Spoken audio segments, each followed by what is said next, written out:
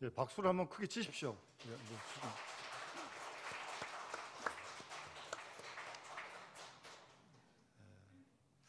하나님께서 영광 받으시고 또 우리 모두 은혜된 줄 믿습니다.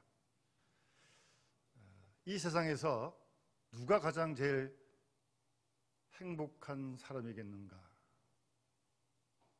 돈 많은 사람이요? 모르겠습니다. 전 돈을 많이 가져보지 못해가지고. 공부를 많이 한 사람이요? 글쎄요. 이 세상에서 가장 행복한 사람은요, 온 마음 다해 주님을 사랑하는 사람이 최고로 행복한 줄 믿습니다. 우리 그런 행복 누려야 되는 거 아니겠습니까? 때론 우리가 다 하나님의 뜻을 이해할 수 없어도 어떻게 하나님의 뜻을 다 이해하겠습니까? 피조물인 인간이 말입니다. 이해 못해도 하나님이 날 사랑하신다는 믿고 하나님의 뜻을 순종하는 그런 믿음이 귀한 믿음인 줄 믿습니다. 우리 백수영 청년이니까 청년 이렇게 돼 있는데 아시다시피 이제 올해 신학교를 졸업합니다. 그래서 이제 앞으로는 전도사님이라 부르셔야 됩니다. 신학교를 졸업했는데 이제 어디서 무슨 일을 하나님이 시키실지 잘 모르겠지만 어쨌든 우리 교회 특징 중에 하나가 그거 아닙니까? 우리 교회 출신 사역자들이 정말 많습니다. 국내에 흩어져서 사역하고 있는데 우리 백수영 전사님도 앞으로 복음을 위해서 귀한 일 될 수 있도록 많은 기도를 부탁드립니다. 오늘도 주일에 나와서 제한적이지만 예배를 드리고 가정에서 영상으로 예배하는 우리 모든 믿음의 식구들 가운데 우리 주님의 위로와 평강이 함께 할 수 있기를 주의 이름으로 축원합니다. 제가 지난주에 교회에 나온 어떤 집사님을 만났습니다. 오랜만에 나오신 거죠. 저도 반갑고 집사님도 아주 반갑게 저를 맞아주셨습니다. 그 집사님이 교회 오실 때 그 외손주를 교회에 데리고 오셨거든요. 따님네인데 따님은 교회를 나오지 않아요. 그러니까 할머니가 우리 집사님이 손주를 데리고 오시는 거죠. 그러니까 교회 오면요, 아동부 예배를 열심히 드리는 건 물론이고 끝나고 이제 또 할머니하고 같이 가야 되니까 기다려야 되잖아요. 아동부실을 운동장 삼아 온 교회를 뛰어다닙니다. 땀을 뻘뻘 흘리면서 아주 열심히. 근데 이제 교회 안 나온 지가 지금 벌써 1년 돼 가니까 그래서 제가 물었어요. 걔 근황을. 어떠냐, 건강은 한데 이 교회를 다 잊어버리는 것 같다는 거예요. 부모님도 교회 안 나가지. 기도 같은 거 안 할 거지. 그러니까 이 애는 집에서는 전혀 신앙 활동을 안 하는 거죠. 그러기를 몇 달 지나고 이렇게 해가 바뀌니까 가물가물하는 거죠. 제가 그 집사님 말씀을 듣는데 아주 머리가 그냥 쭈삐쭈삐 쓰더라고요.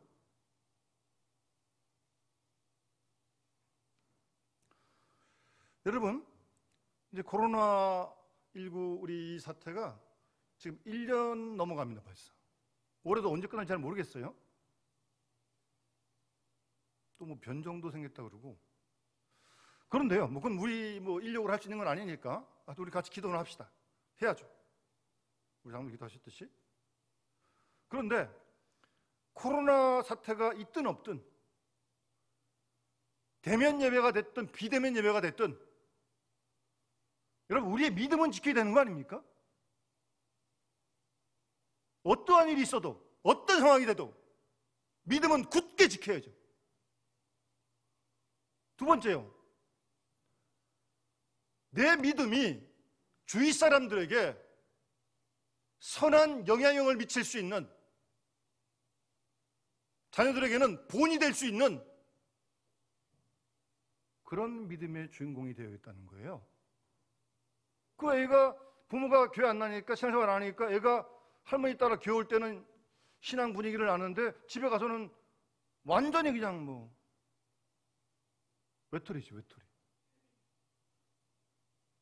그러니까 여러분들의 믿음이 여러분들의 주위 사람들에게, 여러분들의 가족들에게 좋은 성향, 선한 영향을 미칠 수 있는, 그래서 신앙적인 분위기를 만들어줄 수 있는 그런 믿음의 사람들이 되어야죠. 한 가지 더, 우리 부모님들의 신앙을 자녀들에게, 손주들에게 이어줘야 합니다. 이거는 선택의 문제가 아니에요. 사명입니다. 책임이 있는 겁니다. 마음대로 안 되지만 입에 좀 넣어주고 싶은데 뭐 받아 먹어야 넣어주지 어떻게. 억지로 안 됩니다. 그래도 포기할 수 없습니다. 절대 포기하면 안 됩니다. 객관적으로 보기에 우리 부모님들 신앙보다 자녀들, 그다음 손주들 지금 이 추세로 가면 어떻게 될지 깜깜합니다. 깜깜합니다. 그런 예측이 되는데, 그럼에도 불구하고 절대 양보할 수 없는 일입니다. 해서는 안 됩니다. 부모님의 신앙을 자녀들에게 꼭 이어주시고 그 신앙이 손주들에게까지 갈 수 있도록 기도하고요, 본을 보이고요, 어떤 방법을 통해든지 이 사명 감당해야 합니다. 하나님이 굉장히 우리에게 원하시는 겁니다. 또 그것이 큰 축복이고요. 그럴 수 있도록 계속해서 우리가 우리 믿음 지키고 우리 믿음이 주위 사람들에게 정말 선한 영향을 끼칠 수 있는, 요즘 시대 더 그런 거 아니에요? 우리 주위 사람들에게 좋은 신앙적인 분위기를 만들 수 있는, 나 하나 믿음 지키면 끝나는 게 아니에요.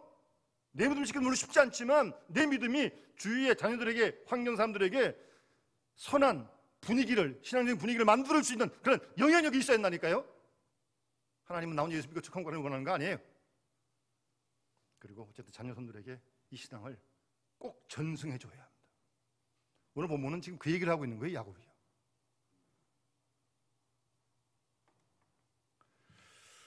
요즘 우리 수요일날 방송 들으신 분 아시겠지만 지금 창세기를 공부하고 거의 끝나갑니다.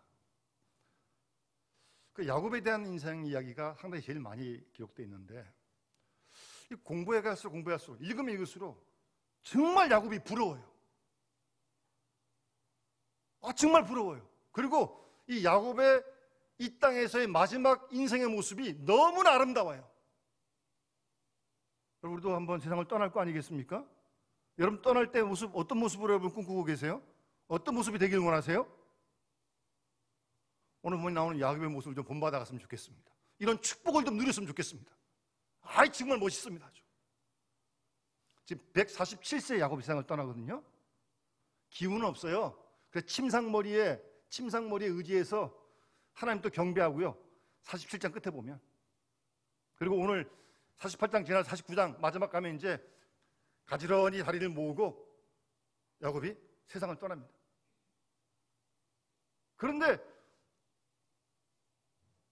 야곱이 부모로서, 신앙의 부모로서 해야 할 일들은 아주 깨끗이 다 하고 갑니다.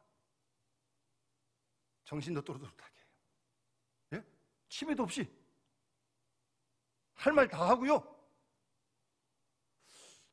정말 멋있어요. 정말 멋있어요. 여러분, 우리 인생의 마지막이 야곱처럼 이렇게 끝날 수만 있다면 이거는 무엇과도 발 수 없는 큰 축복이죠. 그런 복을 사모하시고요, 그런 복을 받도록 기도하고요, 준비하시기 바랍니다. 공짜로 안 됩니다. 거저 안 됩니다. 생각으로 안 됩니다. 많이 준비해야 됩니다. 그래서 이 땅의 세상을 떠날 때 우리의 모습이 오늘 야곱과 같은 이런 모습으로 세상을 떠날 수 있다면 정말 정말 멋있고요, 아름답고요, 하나님께도 영광이고 본인도 축복이고. 여러분, 우리 가까이 있는 교회 원로 목사님이셨지만 방지일 목사님 다 아마 아실 겁니다. 방지일 목사님, 우리 한국교회의 큰 어르신이죠. 방 목사님이 2014년도에 세상을 떠나셨어요. 그때가 103세십니다. 103세. 연세가 많으신 것도 많으신 거지만 이 방 목사님은 그 얼마 전까지도요, 집회나 이런 설교 부탁이 있으면 그 연세도 가셔서 하셨습니다. 제 기억으로 노회에서도 몇 년 전에 설교를 하셨어요. 우리 방진일 목사님의 평생 신조가요, 이런 신조로 사셨다고 합니다. 달아질지언정 녹슬지 않겠다. 기계가 사람의 몸도 달아지는 건 어쩔 수 없어요. 시간이 흘러가면 뭐 무릎도 아프고 허리도 아프고 뭐 좀 삐걱삐걱 소리도 나고 그러는 거 아니에요? 달아질지언정 녹슬지 않겠다는 겁니다. 멋있잖아요? 여러분, 녹슬지 마세요. 또 한 살, 또 한 해가 더 가는데 절대 녹슬지 마세요. 그건 뭐 우리가 노력하고 또 하나님의 은혜를 주시면 얼마든지 녹아슬 수 있습니다. 달아지는 건 할 수 없어요. 그건 뭐 막을 수 없는 거니까 잘 관리하시고, 달아질지언정 녹슬지 않겠다. 녹슬지 않도록. 정말 박 목사님은 세상 떠나실 때까지요, 총명하셨고요, 판단력이 흐려지지 않으셨고요.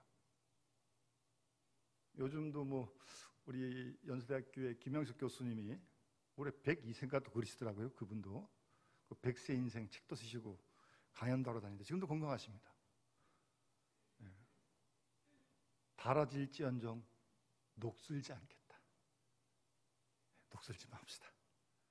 녹슬지 않게 사시다가 하나님 부르실 때 정말 찬송하며 하나님 나라 갈 수 있는, 오늘 야곱처럼 정말 숙제 다 하고 딱 마무리 짓고 세상 떠날 수 있는 것처럼. 멋있잖아요?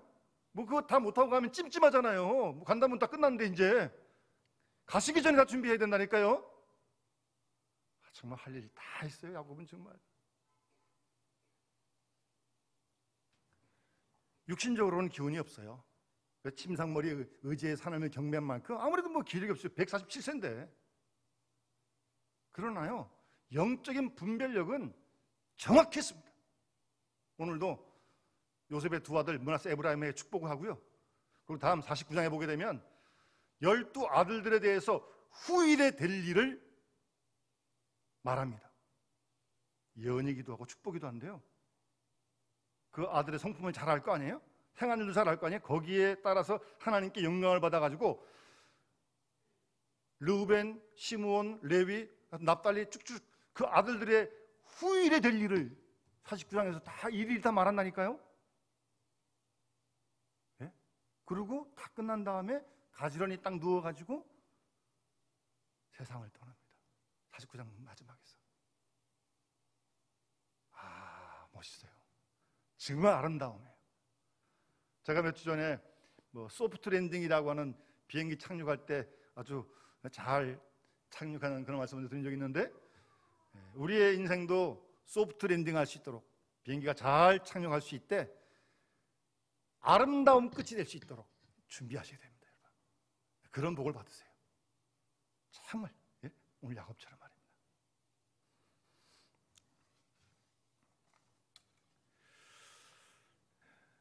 그 야곱이 오늘 본문에 보시면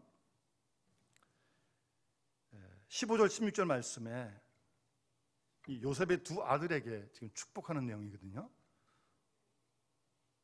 요셉의 두 아들이니까 야곱에게는 손주죠, 손주. 근데 손주를 야곱이 내 아들이다 그렇게 말을 합니다. 손주가 아니라 르우벤, 시므온, 레위처럼 아들로, 내 아들이다. 그리고 그 므낫세, 에브라임 다음의 아들들은 내 아들이다, 요셉의 아들이다, 그렇게 말씀하시는 거예요. 그래서 여러분 12지파에 가면 요셉이 없고요, 요셉 대신에 에브라임, 므낫세가 들어가지고 12지파가 되는 거예요. 손주지만 자식처럼, 자녀로 지금 그렇게 명명을 합니다. 그러면 두 아들에게 지금 손주에게 축복을 하는데 15절 말씀요, 그가 요셉을 위하여 축복하여 이르되 내 조부 아브라함과 아버지 이삭이 섬기던 하나님, 내 조부, 그러니까 야곱에게는 아브라함이 할아버지잖아요. 그리고 아버지가 이삭이잖아요. 할아버지가 섬기던 하나님, 아버지가 섬기던 하나님, 나도 섬깁니다, 나도 믿습니다, 그 말이죠. 그 얘기 뭡니까? 아브라함의 하나님이 이삭에게로, 이삭의 하나님이 지금 야곱에게로, 야곱의 하나님이 이제 요셉에게로. 아까 말씀드린 신앙이 전승되고 있다는 거예요. 할아버지 믿던 하나님, 아버지가 믿던 하나님, 나도 믿습니다. 그 말이. 이거 대단한 거예요, 이거. 그래서 오늘 본문에도 지금 그 작업을 하고 있는 거예요.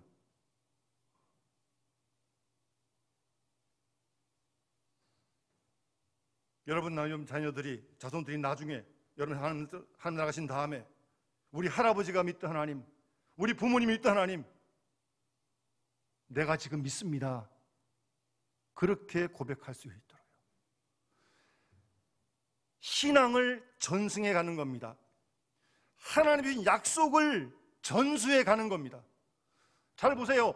아브라함에게 하나님이 약속하신 약속, 창세기 12장에 본토 친척 아비 집을 떠나라, 땅 주고 자손 주고 복의 근원이 되라는 그 약속을 이삭이 이어가고요, 그 약속을 야곱이 이어가고요, 그 약속을 지금 요셉의 아들들에게 지금 그 약속을 해주는 거예요.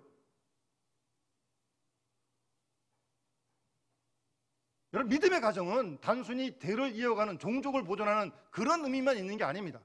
그건 누구나 다 있는 거고, 믿음의 가정들은요, 오늘 본문처럼 하나님이 주신 약속을 할아버지가 아버지에게, 아버지가 그 아들에게, 아들이 손주에게 그 약속을 전수해 가는 것이 믿음의 가정입니다. 신앙을 계승해서 하나님의 뜻을 이 땅에서 계속해서 이루어갈 수 있는 그런 믿음의 가정을 만들어 가길 하나님이 원하시는 거거든요. 그런 사명이 우리 부모님들에게 있다는 사실을 잊지 말아야 합니다. 네. 우리도 만족스럽게 하나님 믿는 건 아니지만 최소한 내가 믿는 하나님보다는 자녀들이 더 열심히 신앙생활할 수 있는 그런 믿음의 주인공 되고, 손주들은 이어서 더 쉽지 않지만, 그러나 절대 포기해서는 안 될 일입니다. 그런 신앙을 전수해가는, 하나님의 언약을 전수해주는 지금 그 작업을 지금 오늘 본문 앞부분에서 지금 야곱이 지금 하고 있는 겁니다. 그래서 하나님을 부르는데 내 조부, 할아버지의 하나님, 내 아버지 이삭이 섬기던 하나님, 나도 섬긴다고. 대단한 거예요, 여러분. 이거 전승하고 있는 거예요. 약속이 지금 이어지고 있는 거예요. 그런 가정이 되기를 하나님 원하시는 겁니다.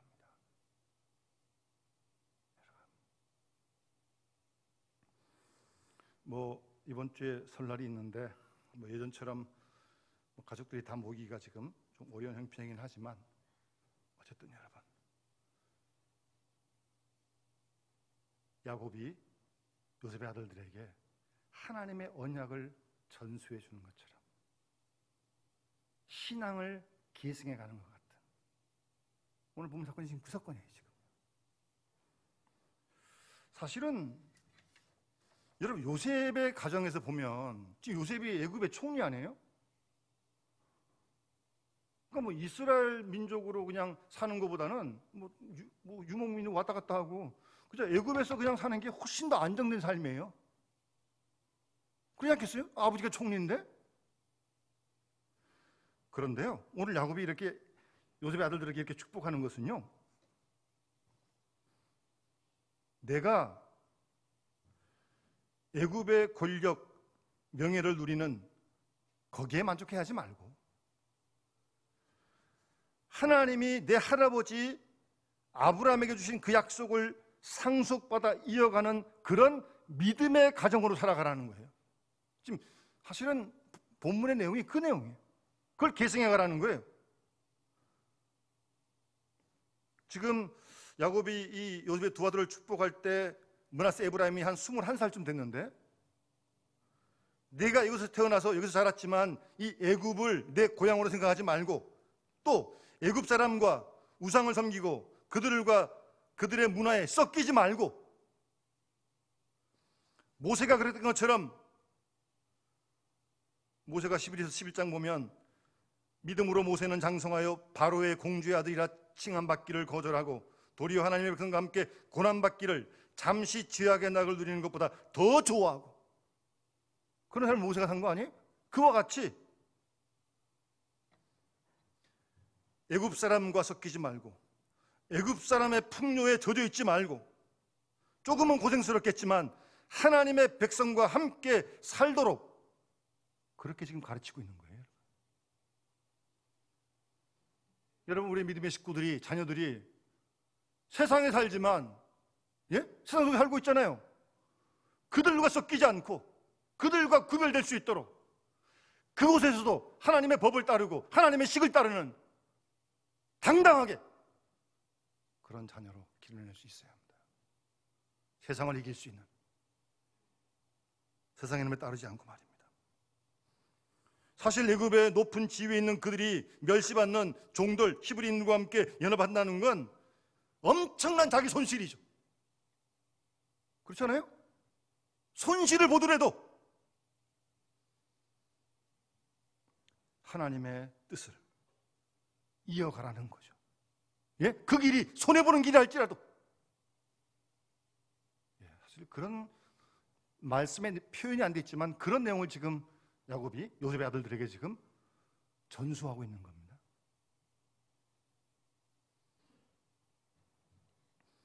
야곱은 에브라임과 므낫세에게 이스라엘 안에서 낮은 위치에 있는 것이 이스라엘 밖에 높은 위치보다 훨씬 더 나으며 가나안의 야곱의 이름으로 불리는 것이 부유한 요셉의 이름으로 불리는 것보다 낫다는 것을 그들에게 지금 알려주는 겁니다. 그런 시간이에요, 여러분. 언약을 전수하고 신앙을 계승해가는 그런 의미에서 야곱이 정말 복되다는 겁니다. 훌륭하다는 겁니다. 이어지는 말씀 보시면 나의 출생으로부터 15절 하반절 지금까지 나를 기르신 하나님, 하나님에 대해서 신앙 고백을 하는데 할아버지 하나님, 아버지 하나님, 그 다음 이어서 두 번째 출생으로부터, 나의 태어날 때부터 지금까지 기르신 하나님.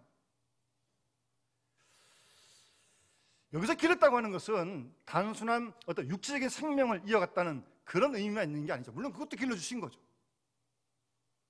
더 중요한 건 여기서 기르셨다는 말씀은 하나님의 사람으로, 믿음의 사람으로 양육하셨다는 겁니다. 자기를, 야곱을. 여러분, 야곱이 얼마나 욕심 많은 사람입니까? 아버지 속이고 형 장자의 장자권을 가로채지 않습니까? 그 욕심을 이루기 위해서는 수당만물 가리지 않는 그런 야곱입니다.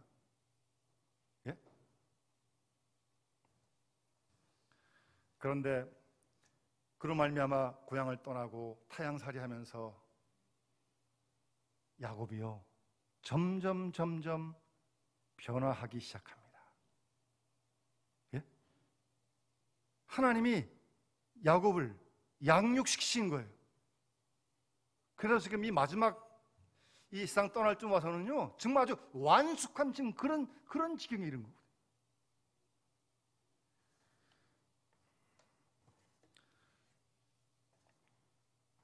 여러분, 야곱은 어쨌든 사기꾼으로 출발을 했어요. 그러다가 외손 집에 가서 섬기는 종으로 속임을 당하고, 하여튼 형 에서와 원수가 되었는데 형 만나는 게 돌아올 때 정말 무서운 일이었잖아요. 기도함으로 에서와 함께 화해하게 되면서 야곱은 점점 변화되어지기 시작합니다. 그가 평생 마음에 두고 욕심을 부렸던 것들이 하나 둘씩 떨어져 나갈 때 야곱은 온전히 하나님만 바라보는 겸손한 나그네로 다 내려놓습니다. 그렇게 변화되어지는 것입니다. 그렇게 하나님이 양육하시고 기르셨다는 겁니다. 여러분, 성경에 보면 야곱의 이름을 하나님이 두 가지로 별명을 부르시는데 이사 41장 4절에 보면 하나님께서 야곱을 이스라엘을 지칭하는 말이지만 지렁이 같은 야곱아 그러십니다. 지렁이. 그런가 하면 창세기 32장에 형 에서와의 만남을 앞두고 하나님의 사람과 겨루어 이뤘던 야곱을 하나님이 이스라엘로 불러주시잖아요. 두 별명이 있는데, 꿈틀거리는 한 마리 벌레처럼 육신의 정욕을 주체하지 못하던, 그래서 넘어지고 좌절하기도 하고 그렇게 걸어갔던 야곱의 삶을 하나님이 지렁이 같다고 그렇게 부르셨는데, 32장에서 하나님이 하나님의 사람과 겨루어 이길 때 하나님께서 야곱을 이스라엘이라고, 하나님과 겨루어 이겼다는 그런 별명을 붙여주십니다.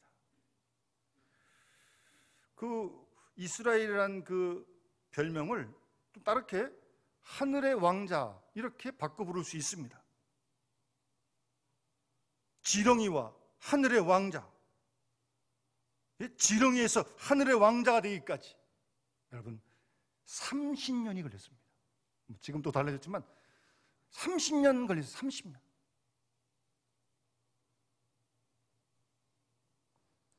하나님께서는 지렁이 같은 야곱의 인생을 주목하시고 참고 기다리시면서 사랑으로 야곱을 품어 주셨던 것입니다.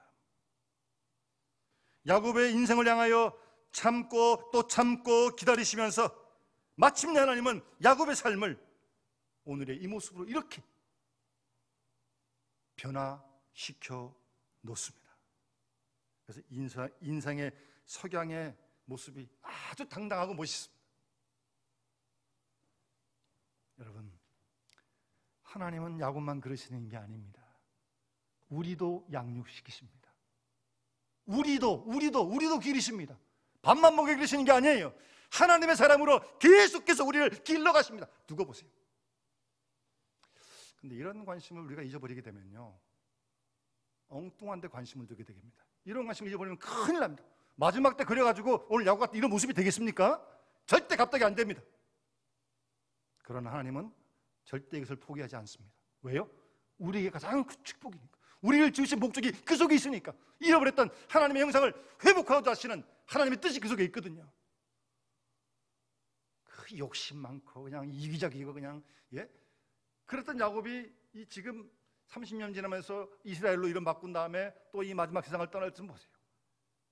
아, 정말 이 지나간 생을 돌아보면서 아주 그냥 넉넉하고 푸근한 마음으로 하나님 품에 안기는. 여러분, 그 49장 마지막에 야곱이 세상 떠날 때 그 발을 침상에 모았다 그랬거든요. 아마 가지런히 누워가지고 이렇게 발을 모았던 거예요. 그래서 세상을 떠났어요. 여러분 피곤하실 때, 하루 종일 일하고 집에 가실 때 다리 쭉 뻗고 누우실 때 참 좋으시잖아요. 왜요? 이제 주무시면 되니까. 아마 그때 야곱의 마음은 모든 수고를 그치고 이제 하나님이 예비하신 그 안식으로 향하는 그 여행 때문에 정말 초조함 두려움 없이 그 순간을 맞이하였으리라 그렇게 믿어집니다. 소망으로 가는 그 여행이에요. 그렇다면 그 세상 떠나는 게 뭐 초조하거나 뭐 두렵거나 그런 이유 없는 거 아니에요? 그래서 바울도 그랬지만 칼빈도 세상을 떠날 때 현재 우리가 당하는 고난은 장차 우리에게 나타날 영광과 좋게 비교할 수 없다고 28번 로마서 8장 18절 말씀을 28번 암송하면서 세상을 떠났어요. 세상 떠나는 순간이 두렵지 않습니다. 초조하지 않습니다. 왜요? 이제 모든 수고를 그치고 안식하는 영원히 쉬는 그곳으로 가는 그런 여행인데 다리 쭉 뻗고 발을 모아서 하나님이 야곱을 정말 많이 변화시켰어요. 양육시키셨어요. 하나님은 오늘도 우리를 양육시키십니다. 우리 모두 정말 야곱처럼 잠잠한 하나님의 사람으로 변화되어서 세상을 떠날 때 오늘 야곱 같은 이런 축복을 누릴 수 있도록 말입니다. 세 번째 본문에서 말하는 하나님은 16절입니다. 나를 모든 환난에서 건지신 여호와의 사자께서. 여러분, 야곱처럼 고생 많이 한 사람이 어디 있어요? 정말 고생 많이 했습니다. 에서가 죽이려고 해서 고향을 떠나는 것도 떠나야 되고, 타향살이 20년, 아내 얻는다고 14년, 품삯을 얻기 위해 6년, 20년을 고생합니다. 그 사이 외삼촌이 10번이나 품삯을 속입니다. 또 어렵게 에서와 화해를 하고 끝난 듯 싶었는데, 이방 땅에서 딸 디나가 세겜에게 강간을 당합니다. 또 레위와 시므온이 복수한다고 할례받게 한 다음에 그 이방 민족 세겜족을 다 죽이네요. 또 큰 전쟁이 날 뻔해 지금.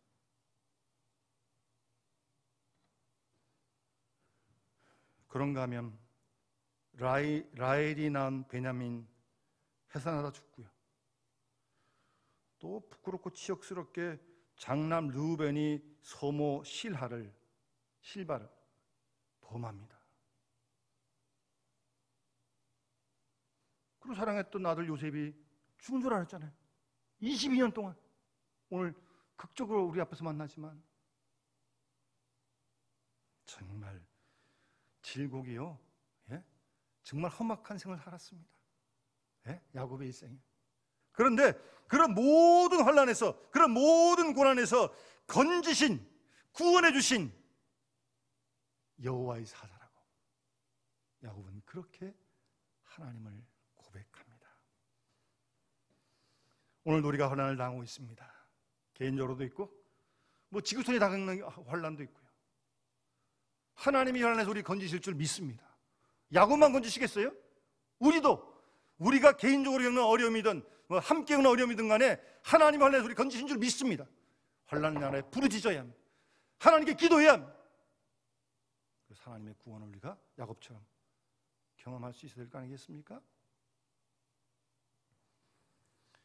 그렇게 믿은 하나님을 야곱이 요셉의 아들들에게 지금 전승해주고 있는 겁니다. 하나님의 언약을 이어주고 있는 거예요. 너희들도 이 약속을 붙들고 살아가라는 거예요. 그러면서 오늘 21절 말씀 보세요. 이스라엘이, 야곱입니다, 요셉에게 또 이르되, 그러면서 나는 주구나. 나는 주구나. 하나님이 너희와 함께 계셔서 너희를 인도하여 너희 조상 땅으로 돌아가게 하실 것이다. 나는 주구나. 내가 죽더라도 하나님이 너희와 함께 계셔서 너희를 통해 하나님의 약속을 이루어 주실 것이다. 그런 미래를 바라보는 거예요. 나는 주구나. 죽음에 대한 미래는 없습니다. 안타까움 없습니다. 이 한마디가 참 중요한 말씀 아닙니까? 나는 주구나. 하나님이 너희와 함께 계셔서 너희를 인도하여 가나안 땅으로 인도할 것이다. 그걸 믿음의 눈으로 바라보고 소망 중에 즐거워하는 거죠. 이런 이 땅에서의 마지막 삶을 누릴 수 있다면 엄청난 축복이죠. 그래서 여러분 아까 부른 찬송가처럼 나의 영원하신 기업, 하나님이 우리의 기업이십니다. 영원한 기업이십니다. 여러분이 세상에서 열심히 맡은 일, 직업 다 감당하세요? 그건 다 부업이에요. 부업. 열심히 하세요. 근데 그게 주업이 아닙니다. 하나님을 섬기는 게 우리의 주업이고 본업이에요. 나머지 다 부업입니다. 나의 영원하신 기업, 생명보다 귀하다고요. 우리가 이런 믿음을 가지고 나도 내 믿음 지키고 그 믿음을 영향력을 끼치고 신앙적인 분위기를 만들어가고 자녀손들에게 이어주고 발전시켜주고 계승해주는 그런 믿음의 부모님들이, 어르신들이 다 되시고, 개인적으로는 야곱 같은 이런 인생에서의 마지막 종말을 정말 아름답고 멋있게 소망 가운데 맞이할 수 있는 귀한 축복이 함께 하시기를 주의 이름으로 축원합니다. 찬송가 559장, 우리 이 말씀을 기억하고 또 봉헌하면서 찬송 부르겠습니다.